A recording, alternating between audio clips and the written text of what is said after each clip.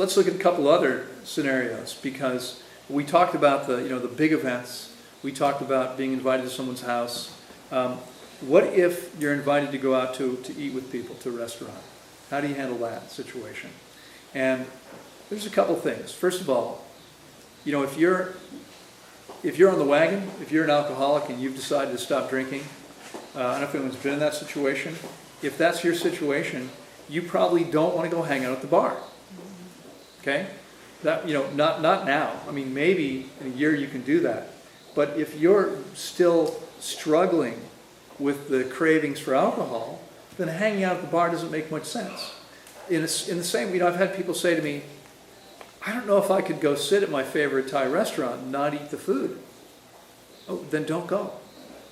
You don't have to go. So if your friend calls you up and says, hey, we're going over to our favorite place, Friday night, come join us. If you really don't think you can go there and stick to whatever your choices are, and again, it's not about what you should do, it's about what you choose to do. If you've chosen to follow the program I'm giving you, at least for now, the 6-week program, and you don't think you can do that sitting at that place, then simply don't go. My choice would be to not go. I would say, you know what, thanks. And you don't have to get into it. Right? You don't have to get into an argument with someone. All you can simply say, thanks, you know what, but I'm busy that night. And you are busy that night because you're always busy. When's the last time you did absolutely nothing? Okay, you will be home watching TV. You'll be home on Facebook. You'll be doing something. You don't have to say what. You just say, you know what, that doesn't work for me. I'm already busy that night. You are. You will be. You can say, but I'd love to see you guys. Maybe next week we can all get together at my house. And then you're in control. And that doesn't mean you have to make it all. You can you can say to one person, hey, would you be willing to bring a big salad? You can say to somebody, and then maybe you can have somebody else bring some fruit, whatever, or a fruit salad. You can control what's being served, or if you want to, you can make a big meal for everybody. And it could be simple, like zucchini pasta. Okay? You just cut zucchini into strings, you make a very simple dressing in the blender for it, and you make a salad, and there's a meal. And it doesn't take you very long, and it's not that hard. And remember, it's about the relationships. Right? So you make it clear to people, and when they get there, you can say to them, listen, I've prepared a simple meal for you. I hope you enjoy it. I wanted you guys to get a sense of what I'm doing now, because this is all I'm doing now. And I think it's interesting. I mentioned to you yesterday how people sometimes say, well, when I'm with other people, I don't want them to think I'm strange. And so they don't tell people what they're doing. And they might even make poor choices in other people's company. I think that's a huge mistake for a couple reasons. One, you all said you wanted to help the people you love, right? If you pretend to be doing what they're doing, you're not helping anybody. And some people say, yeah, but these people, they wouldn't get it. They wouldn't understand. How can you possibly know what somebody else will be ready to hear? They might have just gotten a diagnosis that you don't even know about. They might have just been told by their doctor that they've got some chronic, terrible chronic life-threatening condition. They might be very ready to hear something. You don't know. If you say to them, instead of pretending to do what they do, you say, listen, I want to hang out with you guys, but I just want you to know I'm only eating fruit and salad. I promise you they're going to have some questions. And you don't have to, again, you want to meet them where they are. You don't want to make them wrong. You do what I did yesterday, and you just say, you know what? It may sound crazy. It sounded crazy to me too, but I feel so amazingly good that, I'm trying to improve my health, and I've been doing this, and it feels incredible to me, so I'm going to keep doing it for now. There may be 2 or 3 people there who are going to say, or at least you're going to start the wheel turning, right? And they may come back to you later and say, tell me more about that. So you're only going to help people by being honest and speaking your truth, as long as you're gentle and don't beat people up. You're only going to be honest if you tell them. The other thing is, if you tell people what you're committed to, they can help keep you honest if it gets difficult. They can support you. Okay? You can enlist their support. You can tell them, you know what, this may sound strange to you, but because I'm committed to this, I really want to do this, I'd appreciate it if you'd help keep me straight. Like if I ever decide, if you ever see me going for, reaching for something, I'd appreciate you asking me, hey, what are you doing? That's not fruit or salad. Why are you doing that? If you hide it, they can't do that. Okay? You can enlist them to help you. You can enroll them, even if they're not willing to do it themselves. It's like, imagine that you were an alcoholic and your friends are still drinking. They don't want you drinking if it's going to hurt you. Same thing. You could say the same thing. I'll hang out with you guys, but if I ever reach for a beer, I want you to slap my hand. They'd probably be happy to do that, to help you. In the same way, if you tell them, listen, I'm only eating fruit and salad. If you see me reaching for anything else, I want you to give me a hard time. I want you to help me. Okay? I think it can really be powerful. Now, if you're going to a restaurant where you think, in most restaurants, you can probably get something to meet your needs. And in what I call a real restaurant, real restaurants are where they have chefs. Whereas Ruby Tuesday, the restaurants that you find at every exit around the interstate, they're not real restaurants. Okay? These places, every single exit, you're like, is this the right exit? Because the last 5 exits had the same, you don't even know where you are anymore because everything looks the same now. Wherever you get off the highway, there's all the same places. Those places aren't really, they're not very likely to meet your needs very well.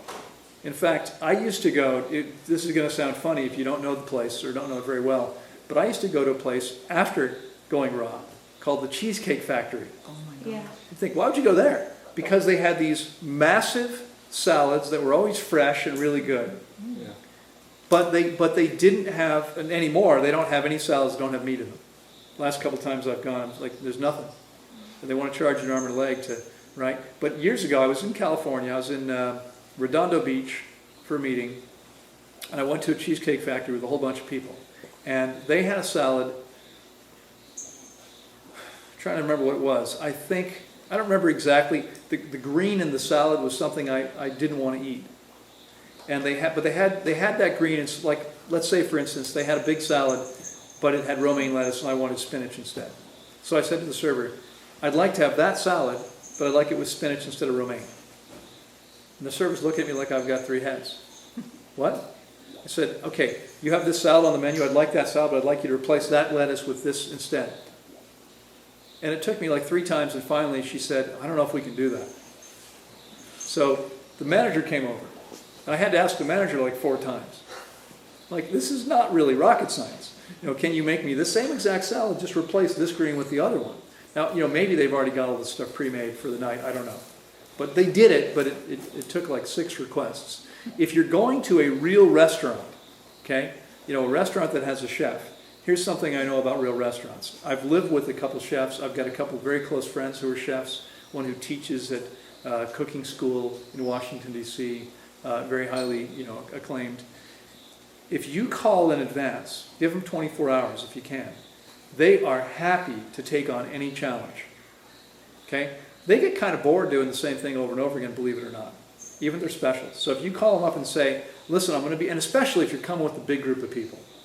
If it's just you, they might think, oh, this is kind of a pain in the ass. But if you call and say, listen, I'm going to be coming tomorrow with a group of 10 people, and I've got special needs.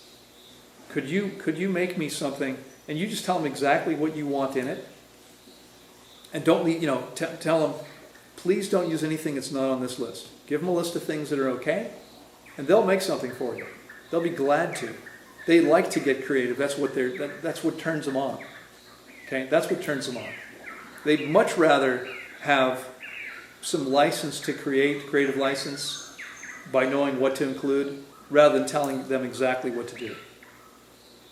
It's like an artist. You can commission a painting, but you get much higher quality art. This has been proven actually in studies. Mm-hmm. If you say to the artist, just do whatever you want, you wind up getting something usually higher quality than if you tell them exactly what to do.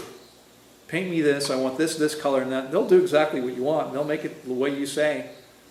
But it's their heart's not in it that way. Same thing is true with this. So if you're going to a real restaurant, you give them 24 hours notice, they'll always meet your needs. It's surprising. I once went into a cafe. It was a creative place. They were really proud of their stuff. And I was dating a woman at the time who had a son who was severely autistic. And there were very few things that he was willing to eat.